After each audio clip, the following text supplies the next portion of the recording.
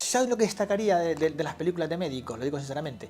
Lo mismo que haría con las películas que tratan sobre pilotos, ¿no? Es decir, a medida de que el cine se ha ido especializando y se ha ido haciendo más serio, ahora, cuando se habla de medicina, procura no decir tonterías. Es decir, antiguamente una película de guerra, una película de aviones decía, saca los flashes, y hacía un tío, clac, clac. Y el tío que era piloto miraba aquello y decía, joder, ¿pero qué está haciendo ese tío?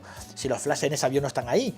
Es decir, hoy en día, si se habla de un avión y están hablando de maniobras y de cosas, procuran que sea un fiel reflejo de la realidad. Hay tal nivel de especialización y de credibilidad en las películas que, por ponerte un ejemplo, en Minority Report, el propio Spielberg se reunió con el decano de arquitectura del Instituto Tecnológico de Massachusetts para hablar de cómo iban a ser las ciudades del futuro, etcétera, etcétera, y tomárselo muy en serio, ¿no? Hasta para especular con el futuro se lo toman en serio. Pues la medicina pasa lo mismo. Hoy en día, cuando en una película te hablan de cuestiones de médicas, son, digamos, muy reales. ¿Y por qué lo veo interesante? Porque para los médicos, por ejemplo, para un médico, imagínate que está dando una clase y decir, vamos a hablar de los protocolos ante un infarto, ¿no?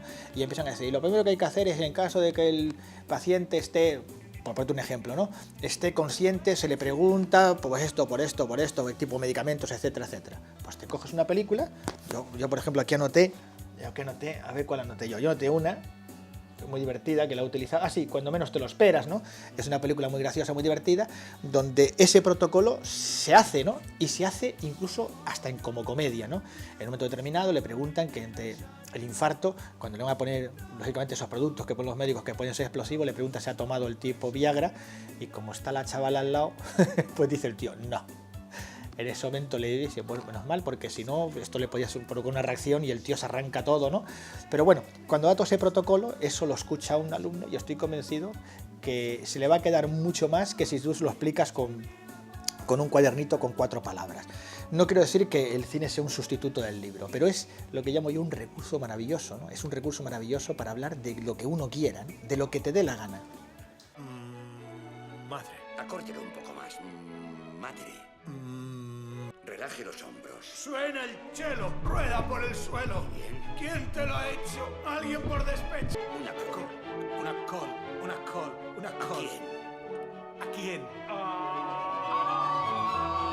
Bien.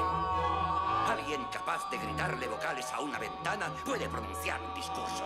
El discurso del rey. Pero si te coges tú la película ahora de Margaret Thatcher, es lo mismo. Ella le enseñan a hablar y tiene su profesor de locución, de oratoria, ¿no? Quiero decir con esto que incluso para, si tú quieres dar clases, yo que soy profesor de locución, utilizo el cine como recurso. Es más, incluso hasta un alumno mío utilizó, para hacer, digamos, una tesis doctoral, utilizó el cine como recurso para hablar precisamente de la locución en el periodismo, ¿no?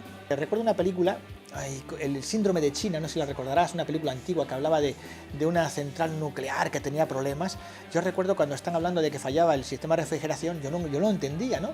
Y de repente llaman a un científico, se va a una pizarra y el tío hizo un esquema y dice, vamos, le voy a explicar lo que es el sistema de refrigeración, y empezó a explicarlo y yo me acuerdo que yo lo entendí y luego estuve leyendo y efectivamente para hacer esa escena habían consultado con científicos nucleares, ¿no?